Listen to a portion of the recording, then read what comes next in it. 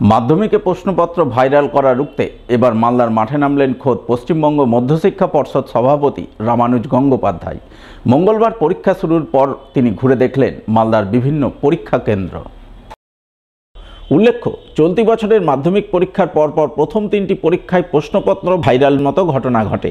এছাড়াও বিভিন্ন পরীক্ষা কেন্দ্রে বেশ কয়েকজন পরীক্ষার্থী মোবাইল ফোন সহ ধরা পড়ে। আর এই সমস্ত ক্ষেত্রে মালদার নাম উঠে আসে এবং ঘটনার জেরে এই পর্যন্ত মালদার মোট 11 জন পরীক্ষার্থীর পরীক্ষা বাতিল করা হয়েছে বলে খবর। এই পরিস্থিতিতে প্রশ্নপত্র ভাইরাল রুখতে মঙ্গলবার মালদার ময়দানে নামেন খোদ পশ্চিমবঙ্গ মধ্যশিক্ষা পর্ষদ সভাপতি রামানুজ গঙ্গোপাধ্যায়। এদিন সকাল থেকেই তিনি জেলার বিভিন্ন পরীক্ষা কেন্দ্র পরিদর্শনে যান, সেখানকার পরীক্ষা ব্যবস্থা খতিয়ে দেখেন। কোথাও কোনো রকম সমস্যা রয়েছে কিনা সেই ব্যাপারে প্রয়োজনীয় খোঁজখবর নেন তিনি। এরপর মধ্যশিক্ষা পর্ষদ সভাপতি সংবাদ মাধ্যমের মুখোমুখি হয়ে বলেন, প্রশ্নপত্র ফাঁস রুখতে বোর্ড প্রতিরোধ গড়ে তুলেছে। কিউআর কোডের মতো খুব সাধারণ টেকনোলজিকে কাজে লাগিয়ে প্রশ্ন ফাঁসের সঙ্গে কেউ জড়িত থাকলে তা চিহ্নিত করা হচ্ছে।